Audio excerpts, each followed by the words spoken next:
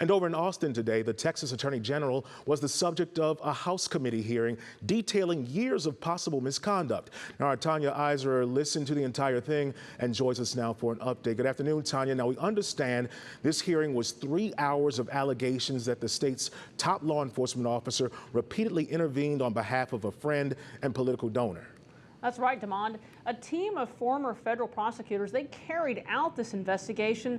They started in March after Paxton agreed to settle a whistleblower lawsuit for $3.3 million, and that infuriated lawmakers. Now let me back up and explain who this donor is. His name is Nate Paul. He's an Austin real estate developer, and at the time of Paxton's alleged actions, authorities had searched Paul's business and residence. His companies were in bankruptcy and his properties in foreclosure. It's in this context that Paxton's alleged to have allegedly and repeatedly acted on Paul's behalf. Those allegations include that Paxton got his senior staff to research and quickly issue an opinion that in-person foreclosure sales violated COVID restrictions. Now, at that time, Paul had more than a dozen properties that were about to be sold on the courthouse steps.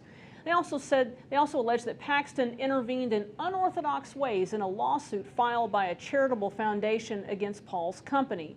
Investigators recounted how when Paul filed an open records request seeking documents related to this criminal investigation against him, that Paxton repeatedly tried to get the records released to Paul.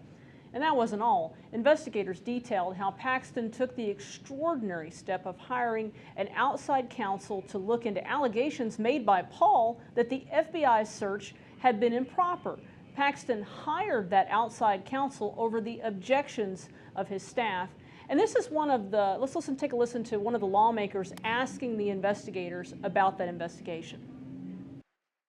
So is it fair to say the OAG's office was effectively hijacked for an investigation by Nate Paul through the Attorney General, Ken Paxton? That would be my opinion. Was General Paxton warned many times that the pursuit of this action could lead to dangerous consequences? And the answer that I intended to provide was yes. That is, in fact, the case.